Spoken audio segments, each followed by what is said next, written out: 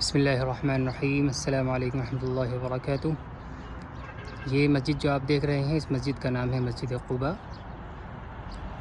یہ وہ مسجد ہے جو اسلام میں سب سے پہلے بنی۔ نبی کریم صلی اللہ علیہ وسلم جب ہجرت کر کے مدینہ منورہ تشریف لائے تو حضور صلی اللہ علیہ وسلم نے سب سے پہلے اس مسجد کی بنیاد رکھی۔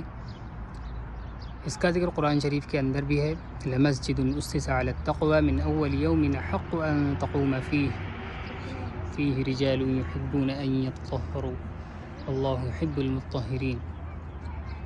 اس مسجد کے بارے میں بہت ساری احادیث بھی نازل ہوئی ہیں جو اس کی فضیلتیں بیان کرتی ہیں۔ جن میں سے ایک فضیلت یہ بھی ہے کہ جو شخص اپنے گھر سے باوضو ہو کر کے نکلے اور یہاں کر کے 2 رکعت نماز پڑھے تو اس کو ایک مقبول عمرے کا ثواب ملتا ہے۔ ماشاءاللہ آج حکومت نے بہت ہی شاندار بنا دیا ہے، چاروں طرف سے پارکنگ ہے، پارک ہے۔ ادھر یہاں سائیڈ میں آپ ایک پارک بھی دے سکتے ہیں، اس کا نام ہے بستان المستظل۔